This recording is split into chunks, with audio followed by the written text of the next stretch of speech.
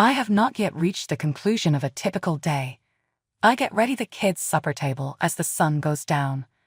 My 3 kids are still working hard on their schoolwork at 7 o'clock at night. Being bestowed with well-behaved and responsible children is such a blessing. My 3 children are 6, 8, and 10 years old, respectively.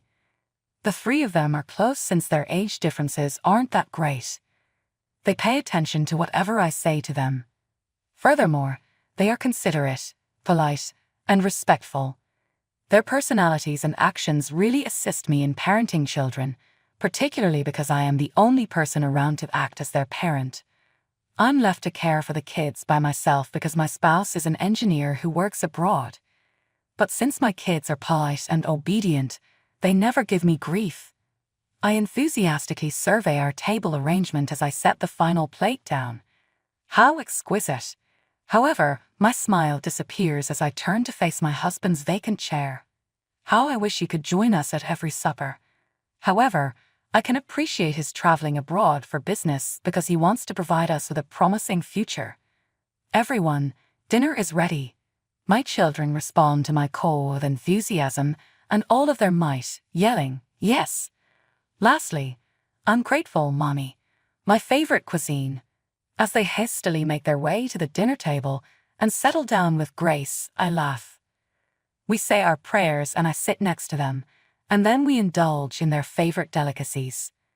Seeing my kids love the food I prepared for them makes my heart extremely glad. Simple pleasures like this make me happy and help to replace the emptiness and loneliness left by my hubby. I miss him so much. Mommy, are we going to call Daddy today? Yes, we will, I say with a smile to my oldest, but only if you finish your food and leave no crumbs. Yes, ma'am, exclaims my second oldest in jest, and he downs his dinner fast, followed by the youngest. With these youngsters, there is never a boring moment. They're all humorous and foolish. After we eat, my daughter Leah assists me in cleaning up the dishes, and the boys tidy the dining room. We all get ready for bed after taking a bath and cleaning. However, it has always been our custom as a family of 4 to have a video call with their father. A few rings later, we are greeted by a kind and smiling face. Hi to all of you. I'm missing everyone. This is now standard procedure for all of us. Every night, we give each other a call to express our love and concern for one another. The kids gather in front of the phone and start talking to him as soon as they hear his voice. Their distance seems to decrease as they talk to him about their day, their new toys, and other things. Upon my time at last, my spouse and I discuss many topics, including his job. How are you today, honey? Work has been so tough, but a man's got to do what he has to do. Trying to lighten his load, I give him a grin. We miss you here, Han. I miss you guys too. Oh, by the way, Alira's birthday is fast approaching. As soon as I say Alira's name, my husband's expression brightens up and the darkness I had noticed before disappears. It is, indeed. She's probably planning to hold a birthday celebration. I persuade him, excitedly, "Go. Han, you have to leave. You ought to be there as you're among her best pals." My husband was able to get employment in the United States because of Alira, who is also my closest friend. She has our eternal gratitude. My closest buddy was the one who initially pushed my spouse to take advantage of this chance. Her idea made sense. We have been best friends since college. I let him go because I'm a wife and mother who wants the best for her family, therefore I accepted everything.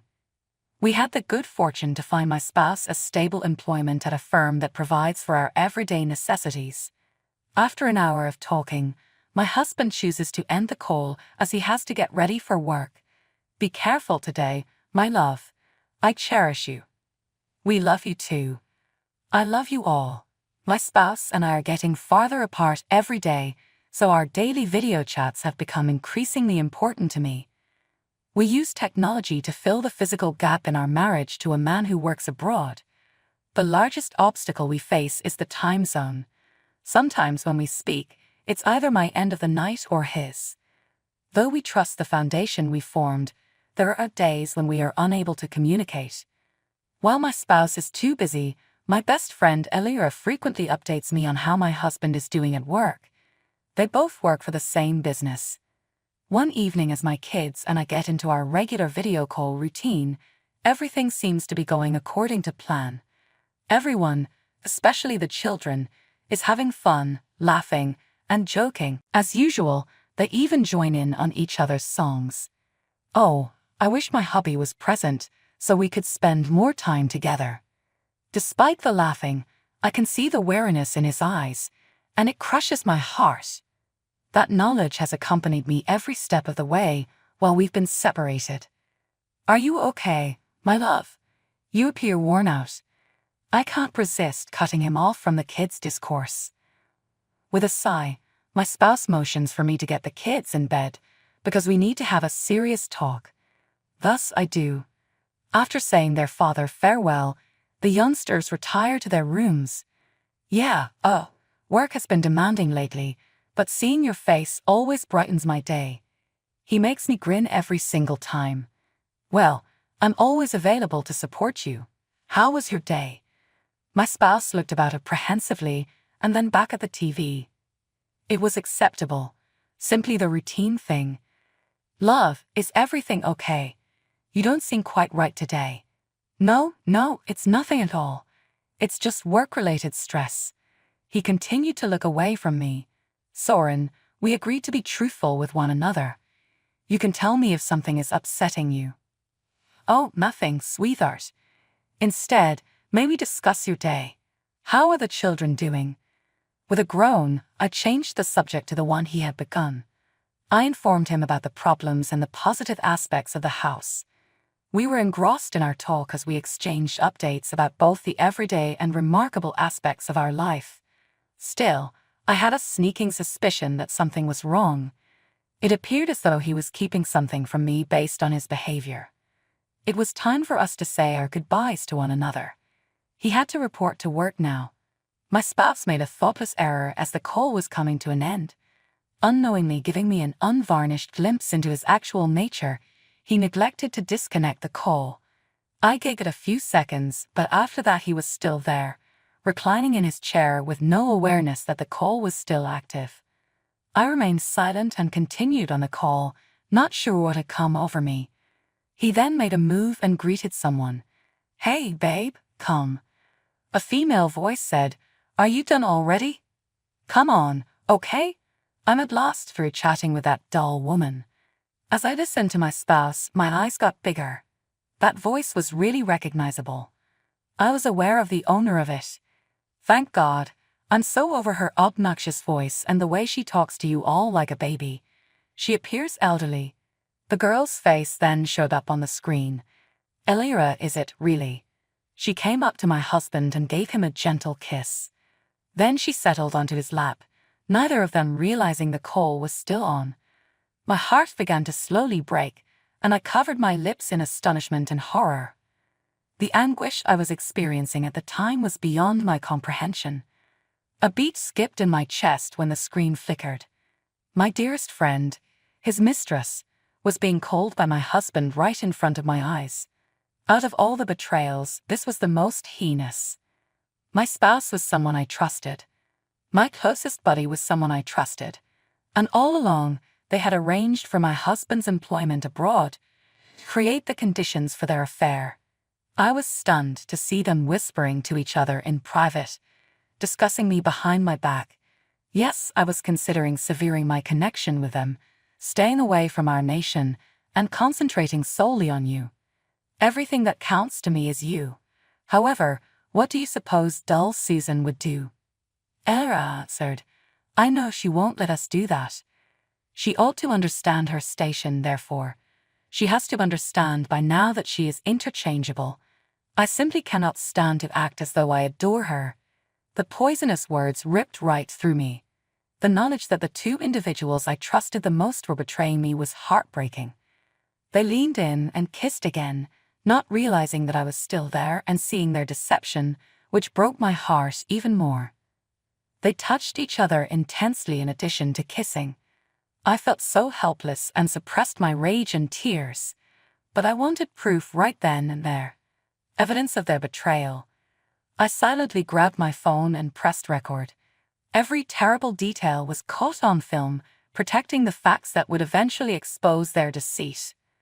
My face was wet with tears as I documented their outrageous actions. I was unable to comprehend the extent of their deceit. My dearest friend and spouse had an unfathomable amount of hate for me. But in the midst of my suffering, I came up with a strategy. A scheme to make their affair public. I would exact my retribution.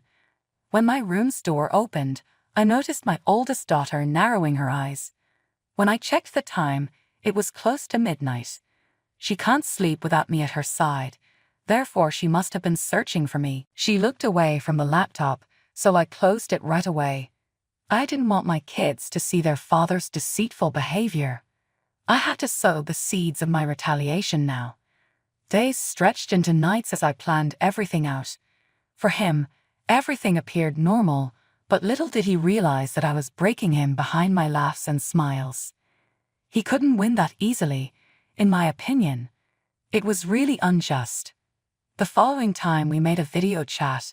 Despite his insistence that it be between the two of us, I allowed the kids to participate. I wanted the kids to unintentionally become witnesses to the drama that was about to happen, even though I knew he was waiting for the right opportunity to break up with me. Though I didn't want children to believe their father was a nasty man, I did want them to understand that they shouldn't trust him. I noticed the look of boredom on his face as I purposefully extended our chat. It was due to him. I desired for him to be in pain. I made the decision to inform our entire family about his wrongdoings the next day. I had sent out a group video conference invitation to everyone. That was the plan, and my spouse was unaware of what was about to happen. I intended to reveal his falsehoods to him and take him by surprise. I got the proof ready while I waited. My spouse's face appeared on the screen as soon as he answered the phone. They had no idea the emotional roller coaster that was in store for them. My husband's eyes widened in horror as soon as he discovered we weren't the only ones on the call. He turned away from the camera and spoke softly to a person standing behind him. To break the stillness, I welcomed each person. "Hi to all of you. Greetings and welcome to our family reunion," I exclaimed.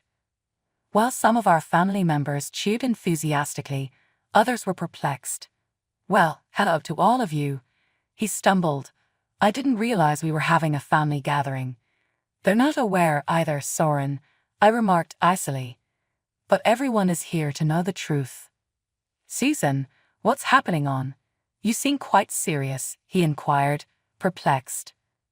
"Well, see it for yourself." I took a deep breath and hit play on the video that had been captured. Their treachery reverberated through the speakers as their voices filled the room. Our family members' expressions of shock and astonishment reflected the grief I had experienced. At last, the unvarnished and honest truth was revealed. The room erupted in gasps and astonished looks as everyone turned to look at the television. They were staring at my spouse, who was clearly surprised. His face was a picture of exasperation, embarrassment, and remorse, and he combed his hair. He stumbled. "My love, I don't know what to say." I spoke to each person with great poise. "Don't refer to me like that. You wouldn't have done this if you really loved me and our kids. If you could do this to Susan and our entire family, who is supposed to be a loyal husband and a loving son-in-law, how could you betray us like this?" My father yelled, his voice brimming with rage. He was so angry that he was on the verge of hitting his computer out of fury, but my mother consoled him right away. My parents, who were obviously in shock, comforted one another. I was filled with a mixture of anguish, fury, and betrayal as I saw everyone's despair run down my face. It was excruciatingly painful. With a shaky voice, I added, "I wanted you all to witness this because I couldn't bear the burden of this secret alone. I deserve better, and so does our family." My spouse began to cry, his voice faltering. I sincerely apologize for the dreadful error I made.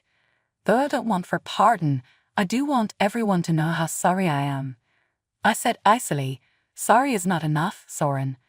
You've betrayed our confidence in you. We didn't believe you were capable of betraying us like this." Unable to articulate their thoughts, my parents could only nod in accord with the family's feelings. There was a palpable stillness in the room, a hindrance by disappointment. "I'm going to move on with my life and file for divorce," I said in a firm voice. "This will not define who I am.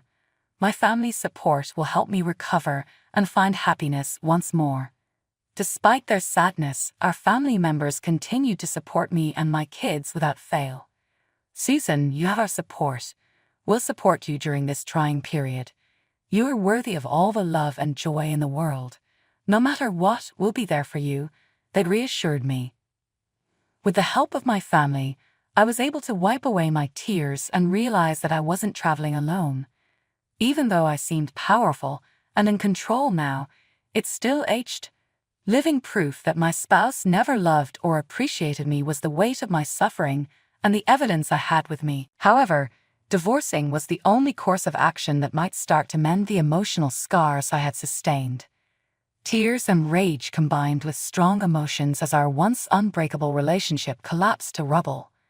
Following that devastating discovery, my family and friends came together to support me and my kids. They extended love, encouragement, and support.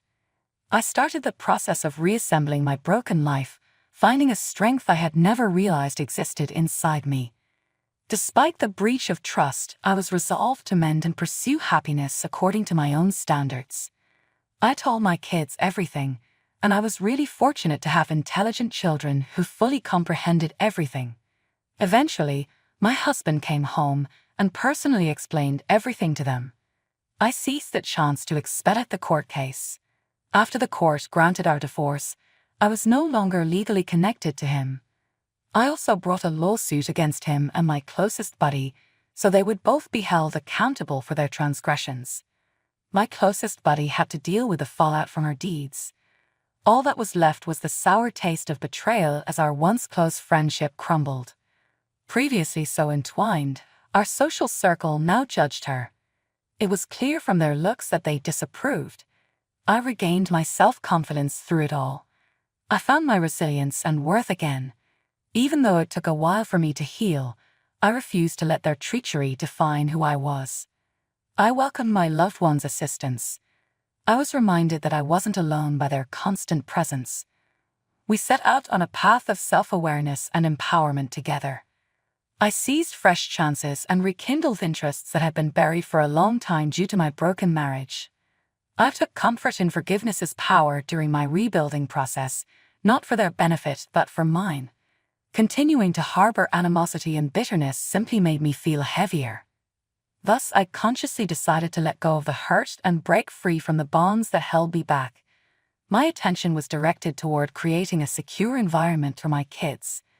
The wounds gradually healed over time, leaving scars that served as a constant reminder of my fortitude and tenacity. The promise of a better future shone brighter than the shadow of dishonesty that had before obscured the way. I am a living example of the strength that each and every one of us possesses today.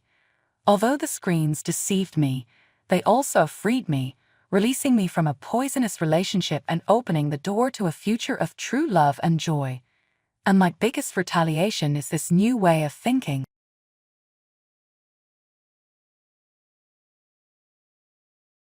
Hey, I'm Sarah, 28, thriving in my marketing career, but my personal life, a total mess. It all goes back to when I was a kid. My dad, Jack, walked out when I was 5, leaving my mom, Linda, to raise me on her own. Fast forward to when I was 12, enter Robert, my stepdad. He tried to take on the dad role, but let's be real, it never quite clicked. Things got complicated when I turned 18. Jack reappeared, and we've been close ever since, which drives my mom crazy. She insists Robert is my real dad, always saying things like, "Sarah, honey, Robert's been more of a father to you than Jack ever was." Her voice always drips with fake sweetness. I just roll my eyes and say, "Mom, Jack is my dad. Robert's great, but he's not my father." We've had this argument a million times. But this Thanksgiving, oh boy, Linda took things to a whole new level. I was chilling at home when I got a text from her. "Thanksgiving at our place. Can't wait to see you, sweetie." I smiled, hoping for a drama-free holiday for once. Then came the follow-up.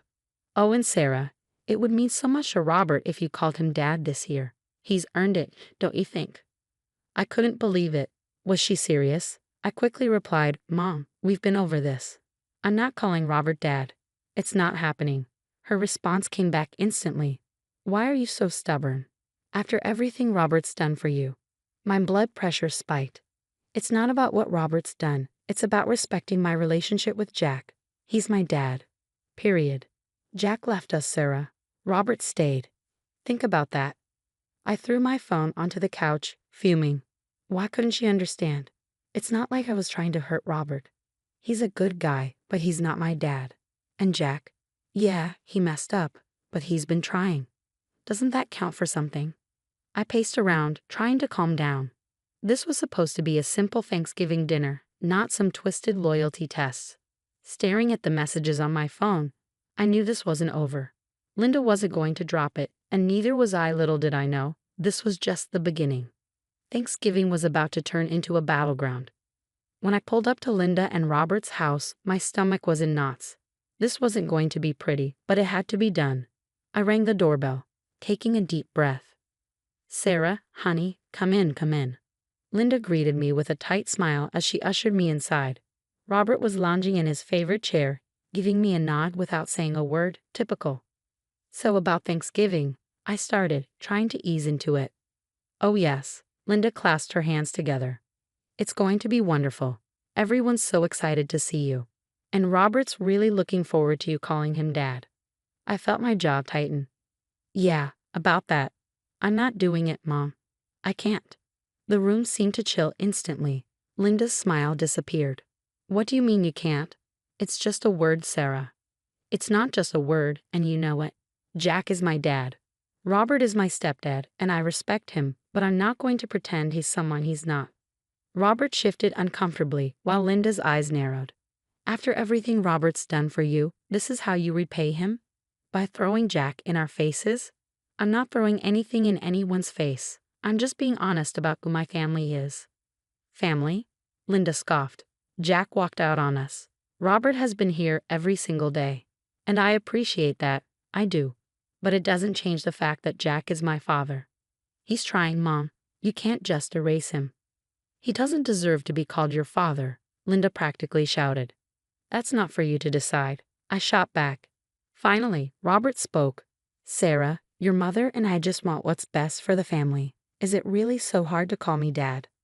I turned to him, trying to keep my cool. Robert, I respect you. I really do. But you're not my dad.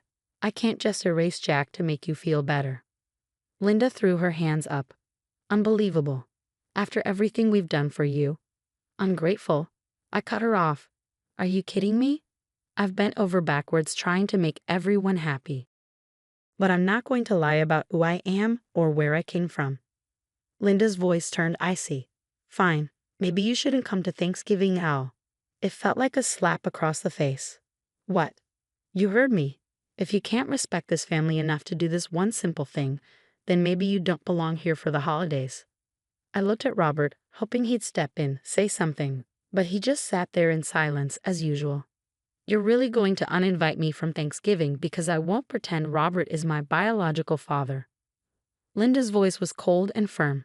It's your choice, Sarah. Call Robert Dad and be part of this family, or don't bother showing up. I stood there stunned. I couldn't believe what was happening.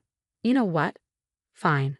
If that's how it's going to be, I won't come. I'm not going to let you manipulate me. I grabbed my purse and headed for the door. Linda's voice followed me. Sarah, don't you dare walk out that door. I paused, my hand on the doorknob. Without turning around, I replied, watch me. And with that, I left. As I drove home, my mind raced. How did things get so messed up? All I wanted was to be honest about my family, and now I was banned from Thanksgiving. But I wasn't about to back down. If Linda and Robert wanted to play hardball, they were about to learn that I could give just as good as I got.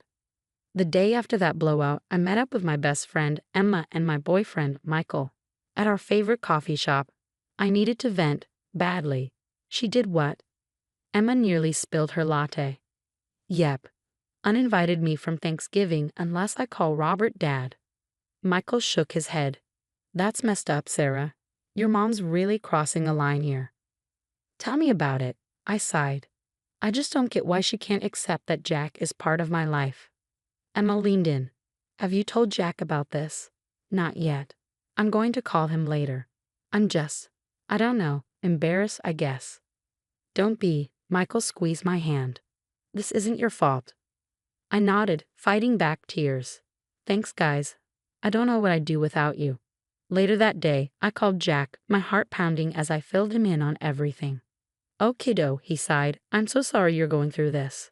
It's not your fault, Dad. I wish Mom could understand. I know. But Sarah, I'm proud of you for standing your ground.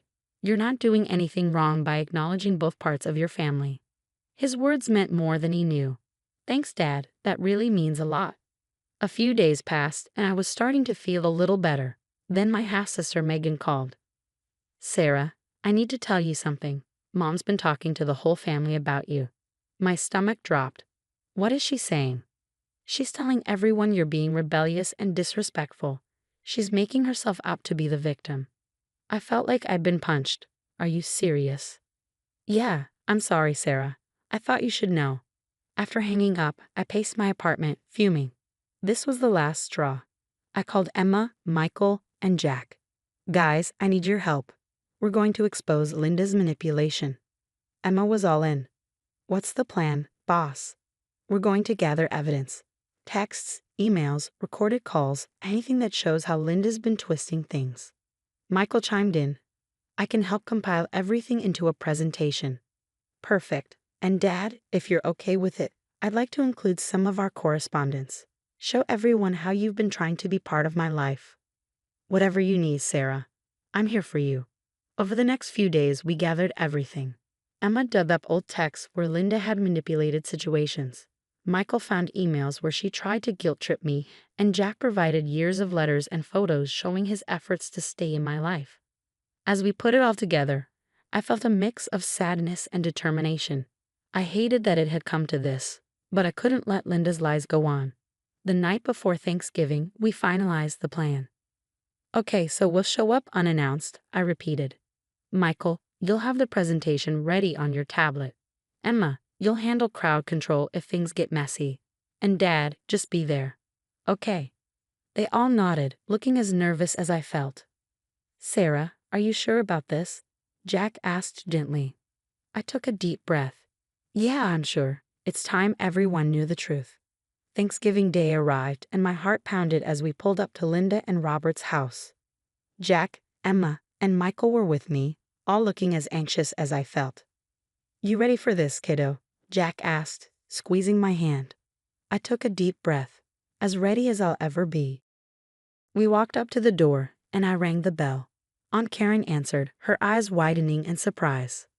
Sarah, we thought you weren't coming. Change of plans, I said, pushing past her into the house. The living room fell silent as we entered. Linda's face shifted from shock to anger in seconds.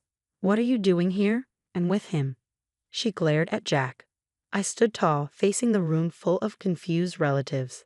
I'm here to set the record straight. Robert stood up, looking uncomfortable. Sarah, this isn't the time or place. Actually, it's exactly the time and place. I cut him off. You've all been lied to, and it stops now. Michael set up his tablet, connecting it to the TV, while Emma stood by the door, making sure no one left. What's going on? Uncle Steve asked, looking bewildered. I took a deep breath. For years, Linda has been manipulating and lying to all of you about me, about Jack, and about our family. Today, you're going to see the truth. Michael started the presentation. Text messages popped up on the screen, showing Linda's guilt-tripping and manipulation. If you really love this family, you'd do as I say, I read aloud. That's what she texted me last month when I refused to pretend Robert was my only father. Gasps filled the room. Aunt Susan spoke up. Linda, is this true? Linda tried to defend herself. It's taken out of context. Sarah's twisting things. Am I? I interrupted. Let's keep going. More evidence appeared, emails, recorded phone calls, showing Linda's pattern of emotional abuse. And here, I said, my voice shaking, are the letters and photos Jack sent me over the years, the ones Linda told you didn't exist. Jack stepped forward. I've been trying to be part of Sarah's life since she turned 18. Linda has blocked me at every turn. The room erupted. Megan stood up, tears in her eyes. It's true, I've seen Mom do this for years. Linda frantically tried to regain control. You can't believe this. Robert, tell them. But Robert just sat there, shell-shocked, unable to defend her. I turned to face my relatives. I'm not here to ask you to choose sides. I'm here because I'm done being manipulated and lied about. Family isn't about blood or titles. It's about love and respect. Uncle Steve stood up, looking remorseful. I'm so sorry, Sarah. We had no idea. Aunt Karen nodded, turning to Linda. How could you do this? Linda, red-faced, stammered. I was just trying to protect our family. Jack left us, and I've regretted it every day. Jack spoke quietly but firmly. I've been trying to make amends, and Sarah was kind enough to give me that chance. I felt tears welling up as I addressed the room. I love all parts of my family, Jack, Robert, all of you, but I won't be forced to deny any part of who I am or where I come from. Megan came over and hugged me. I'm a huge sis. One by one, relatives approached me, offering apologies and support. Linda and Robert remained on the couch, looking lost as the gathering wound down. Aunt Susan came over before we left. We're having a Christmas get-together next month. We'd love for you to come and bring Jack, if you'd like. I smiled through my tears. I'd love that. Thank you. As we walked out of the house, I felt lighter than I had in years. Jack looked at me, his eyes shining with pride. You're the bravest person I know, kiddo. In the weeks that followed, I received calls and messages from relatives apologizing and wanting to reconnect. I even began planning a holiday gathering of my own, inviting Jack, Megan, and the family members who had stood by me. As for Linda and Robert, I decided to keep my distance for now. Maybe one day we could rebuild, but for the time being, I needed space to heal. And now I want to hear from you. What would you have done in my shoes? Would you have exposed your family's lies and manipulation at Thanksgiving, or kept the peace to avoid confrontation? There's no easy answer when it comes to toxic family dynamics, and sometimes standing up for yourself means rocking the boat. Drop your thoughts in the comments below. I'm really curious to hear your take on this situation. If you enjoyed this story and want to hear more like it, don't forget to hit that like button and subscribe.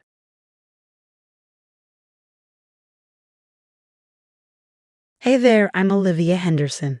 The warm, comforting scent of freshly baked bread and cinnamon rolls has been the backdrop of my life for as long as I can remember. Our family bakery, Sweet Memories, has been my second home since I was tall enough to peek over the countertops. Olivia, darling, baking isn't just about following recipes. It's about feeling the dough, understanding how ingredients dance together, my grandmother used to say. Those words stayed with me even after she passed. When my mom, Patricia, took over the bakery, she brought her sharp business sense with her. I'll give her that, but the soul of baking, that's always been my territory. One morning, with flour-covered hands, I pitched a new idea. Mom, I've got a concept for a spring-themed cupcake line. She barely looked up from her spreadsheets. That's nice, honey, but have you seen last month's numbers? We need to focus on what sells. Then there's my sister Bella. While I was perfecting croissants, she was perfecting selfies. Liv, can you believe it? I hit 10K followers. Bella squealed, phone in hand as usual. That's great, Bells. Now can you help me with these orders? Flour ruins my manicure, she said, disappearing in a flash. Despite all that, I poured my heart into Sweet Memories, early mornings, late nights, whatever it took. But times were tough. New bakeries were popping up all over with gimmicky flavors and flashy marketing. We need to step up our game, I overheard Mom tell Dad one night. The old ways aren't cutting it. I pushed the thought aside and focused on what I could control: new recipes, higher quality, personal touches for our regulars. Still, the worry gnawed at me. Then last Friday, Mom dropped the bomb. Family meeting tonight after closing, she announced. Her tone left no room for argument. As I wiped down the counters that evening, my mind raced. Was this about a new direction for the bakery? Maybe Mom was finally ready to give me more responsibility. Little did I know, my whole world was about to crumble like an overbaked cookie. The family gathered in the bakery after hours. The air was thick with tension, mingling with the lingering scent of vanilla. Mom stood at the head of the table, her face unreadable. I've made a decision about the future of Sweet Memories, she began. My heart raced. This was it, my moment. Finally, years of hard work were about to pay off. I'm retiring, Mom continued, and it's time to pass the bakery on to the next generation. I couldn't help but smile. This was my moment. Bella will be taking over as the new owner and manager. The world stopped. What? I blurted out. Bella squealed, clapping her hands. Oh my gosh, really? This is amazing. Mom nodded, smiling. Bella's Instagram following is exactly what we need to boost our marketing. Her presence will be perfect for promoting the bakery. It felt like a slap. But I've been working here my whole life. I know every recipe, every customer. Oh, Olivia, Mom sighed. Baking skills aren't enough anymore. We need to modernize. Bella was already rattling off ideas. We can do influencer collabs, TikTok challenges, maybe even a reality show.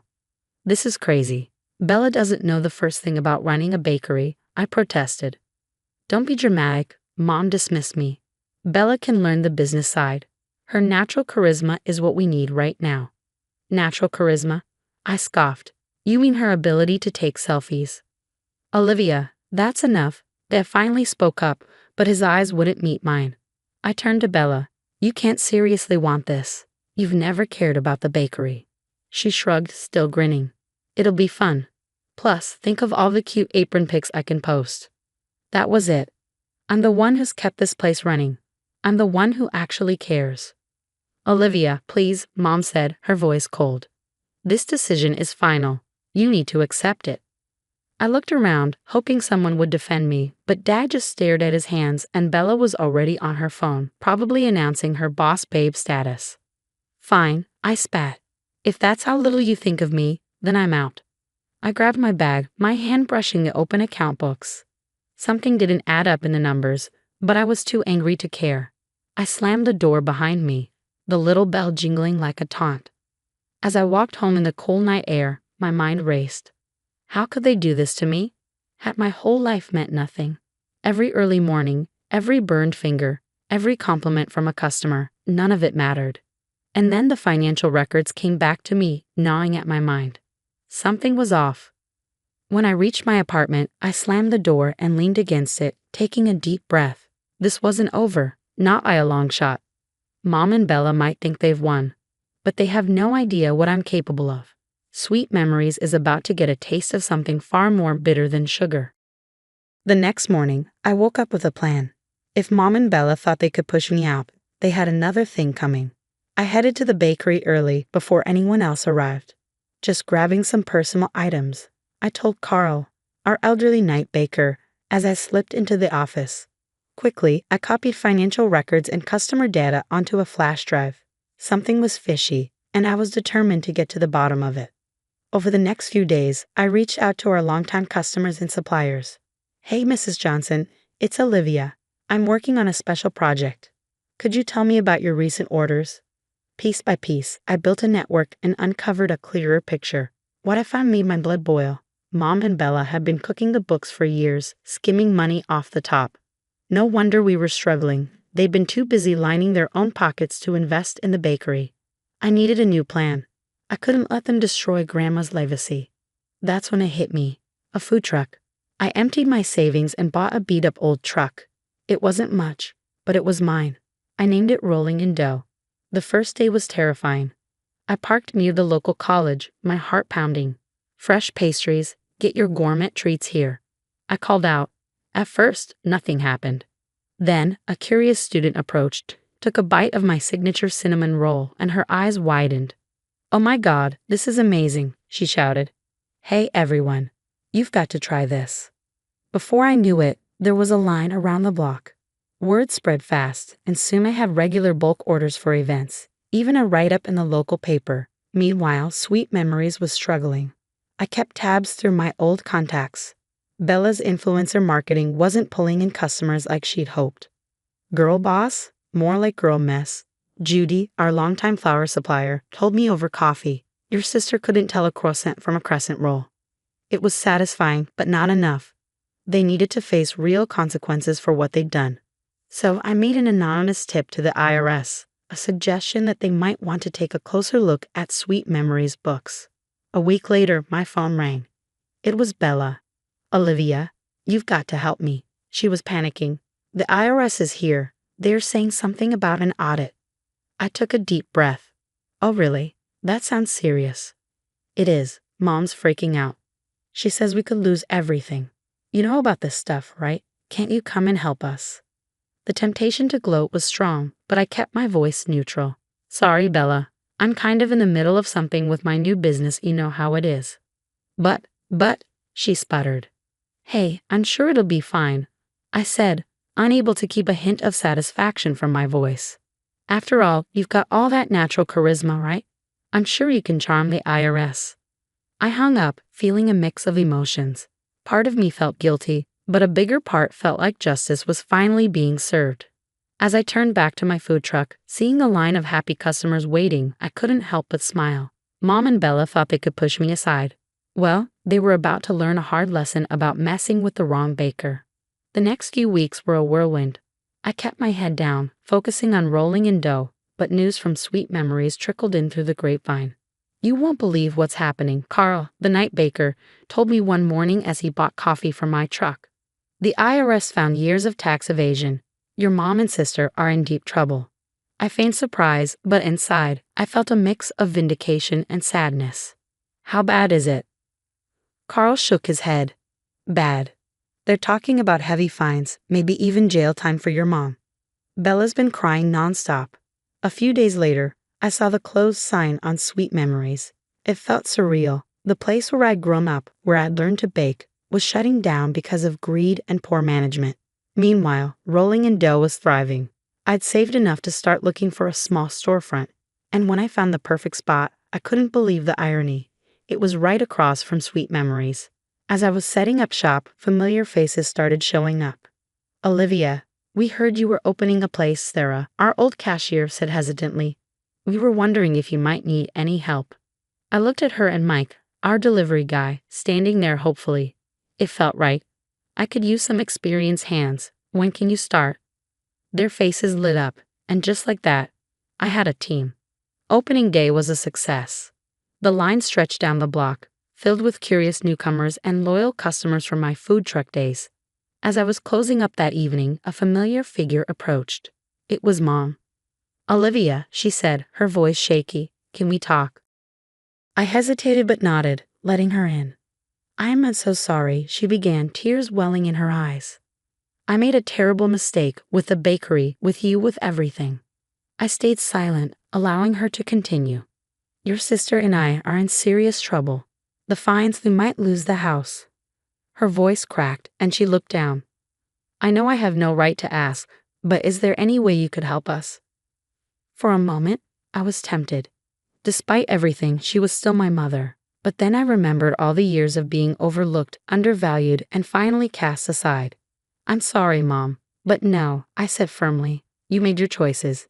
Now you have to live with them." "But we're family," she pleaded. "Family doesn't treat each other the way you treated me," I replied, my voice steady. "I think you should go." As she turned to leave, her shoulders slumped in defeat. I felt a weight lift off my own. I was finally free of their expectations, their judgment, and their toxic influence. The next few months flew by. My little bakery, rising above, became a local sensation. We expanded our menu, hired more staff, and even launched a small catering service. One day, while I was experimenting with a new recipe, Bella walked in. She looked different, humbled, tired. "Hey, Liv," she said softly, her tone uncharacteristically gentle. "Your place looks amazing." "Thanks," I replied, cautious. "What brings you here?" She fidgeted with her phone, the same one she used to be glued to. I wanted to apologize," she said, her voice wavering. "You were right about everything. I never appreciated what you did for the bakery, how hard you worked." I nodded, acknowledging her words, but not quite ready to forgive. "I'm glad you're doing well," she continued. "You deserve it. I hope someday we can be sisters again." As she left, I felt a mix of emotions. Part of me wanted to call her back, to try and mend things. But another part of me knew that sometimes the healthiest thing you can do is let go. Standing in my thriving bakery, surrounded by the warm scent of freshly baked bread and the chatter of happy customers, I realized something important. Success isn't just about profit margins or social media followers. It's about staying true to yourself, working hard for what you believed in, and knowing your worth. Mom and Bella had chosen their path, prioritizing quick gains and shallow fame over genuine passion and integrity. Now they were facing the consequences of those choices. As for me, I was rising above it all, one perfectly baked loaf at a time. And let me tell you, success tastes pretty sweet. The story has come to an end, but now I have a question for you. If you were in my shoes, would you have helped your mother and sister after discovering their betrayal and fraud, or would you have let them face the consequences of their actions alone? It's a tough moral dilemma. On one hand, they're family. On the other, they caused serious harm and showed little regard for my feelings or hard work. What would you do in this situation? Share your thoughts in the comments below. I'm really curious to hear your perspective. And if you enjoyed this story and want to hear more like it, don't forget to hit that like button and subscribe.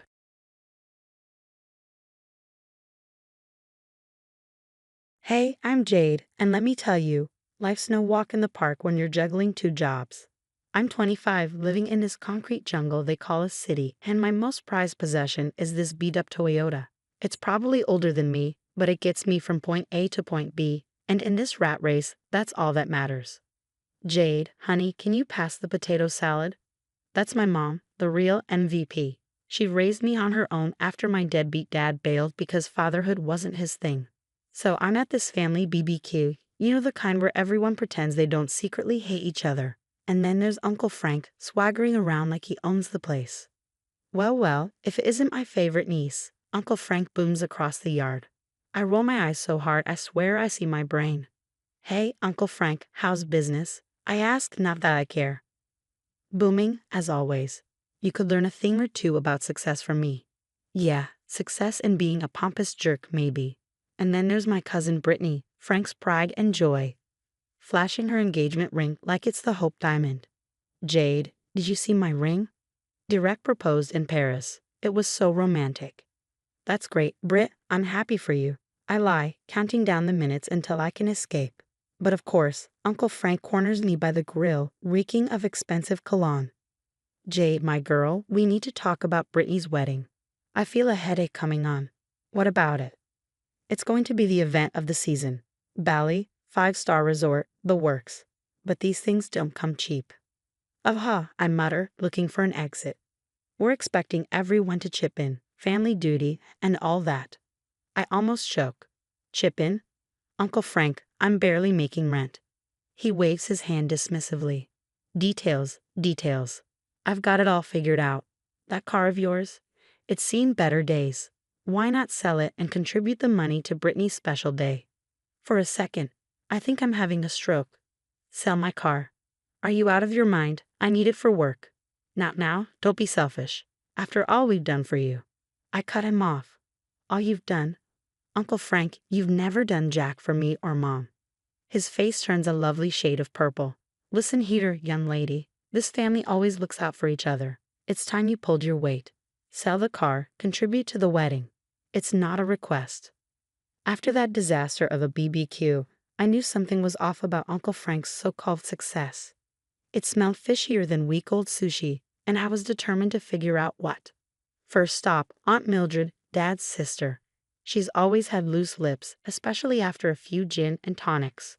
Oh honey, you wouldn't believe the stories I could tell you about Frank, she slurred over the phone. Remember that big promotion he got back in '08? Well, let's just say his boss's wife was very appreciative of Frank's overtime work, if you catch my drift. Bingo, I had my first lead. I spent days glued to my laptop, digging through public records and social media. And then, jackpot, a string of fraud complaints against Uncle Frank's company. Time to call in the cavalry. I hit up my best friend, Marcus. Yo, what's good? He answered, probably buried in some coding project. I need your tech wizardry.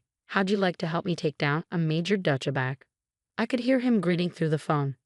Girl, you had me at takedown. What's the plan? We met up at our favorite dive bar, the Rusty Nail. Between rounds of cheap beer, I laid out everything I'd found. Holy crap, Jade, your uncle's not just a jerk. He's a asterisk criminal asterisk jerk. We gotta nail this guy to the wall. That's where you come in, tech boy. I need access to his computer, his phone, everything. Can you do it? Marcus cracked his knuckles. Can I do it? Does a bear, well, give me 48 hours, and I'll have more dirt on Frank than a pig in a mud pit. Meanwhile, the ballet wedding drama was turning into a full-blown soap opera. My phone buzzed with a text from Mom. Asterisk, sweetheart, can you come over? I need to talk to you about something I found. Asterisk. I arrived to find Mom at the kitchen table, surrounded by brochures and a calculator. She looked like she aged 10 years overnight. What's up, Mom? You look stressed. It's this wedding, honey. Brittany's asking everyone to pay for their own flights and hotel rooms. I don't know how I'm going to afford it. My blood boiled. Mom, you can't be serious. That's ridiculous. I know, but it's family. Frank says it's the least we can do for Brittany's special day. I bit my tongue to keep from exploding. Mom, listen to me. You don't owe them anything. If they can't afford their fancy wedding, that's their asterisk problem. Just then, my phone pinged. It was Marcus. Jade, you're not going to believe what I found. I kissed Mom on the cheek. I gotta run, but promise me you won't do anything crazy like take out a loan for this wedding, okay? She nodded, but I could see the worry in her eyes. It only fueled my determination. At Marcus's place, he pulled up a series of documents on his computer. Check this out, he said, eyes gleaming. Your uncle's been cooking the books for years. Embezzlement, fraud, you name it. But that's not even the worst part. He clicked to another screen, and my stomach dropped. He's been scamming old folks, promising crazy returns on fake investments and draining their savings. I felt sick. We've got him, Marcus grinned. Oh, we're just getting started. I've got a plan, hidden cameras in his office, and with some social engineering, I can get access to his entire digital life. As we plotted, my phone buzzed again. This time it was Brittany. Asterisk Jade, darling, I hope you're excited about ballet. I had the most fabulous idea. How about you be one of my bridesmaids? Of course, you'll need to buy the dress. It's only $500, and you look absolutely divine. Asterisk. I muted the call, resisting the urge to throw my phone across the room. Marcus, we need to move fast. These people are out of control. He nodded, his face serious. Don't worry, Jay. By the time we're done, Uncle Frank's going to wish he never messed with you or your family. Looking at the growing pile of evidence on Marcus's screen, I felt a mix of anger and satisfaction. Uncle Frank thought he was untouchable, but he had no idea what was coming. A storm was brewing, and I was about to rain all over his parade. Fast forward to the night of Brittany's big engagement bash. I'm all dolled up, looking like I stepped straight out of a magazine. But beneath this designer dress, I'm strapped with enough tech to make James Bond jealous. I roll up to the swanky hotel, crystal chandeliers, champagne fountains, the works. Uncle Frank really pulled out all the stops. Jade, darling, you made it. Brittany squeals, air kissing my cheeks. And you're wearing the bridesmaid dress. I knew you'd come around. I force a smile, wouldn't miss it for the world. My phone buzzes. Asterisk, everything's set. All systems go, Jay. Operation Karma is a go. Asterisk. I make my way to the sound system, casually, like I'm just checking things out.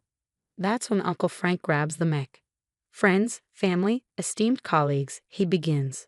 We're here to celebrate love, but also family. Family is everything. I snort quietly. Asterisk, yeah. Right. Family's everything when you're bleeding them dry. Asterisk. As he drones on, I slip the USB into the sound system. Showtime. Suddenly, Frank's voice booms through the speakers, but it's not his speech. These old farts are like ATMs. I'm telling you, just flash a fake prospectus, promise them the moon, and bam, they are forking over their life savings. The room goes dead silent. You could hear a pin drop. Then another clip plays. Who cares if the company goes under? By the time anyone figures it out, I'll be sipping margaritas in a country with no extradition treaty. Frank's face turns ghostly white. He lunges for the sound system, but I'm quicker. What's wrong? Uncle Frank, don't like hearing yourself. Just then, the doors burst open, and in walk two cops. Francis Reeves, you're under arrest for fraud, embezzlement, and financial exploitation of the elderly.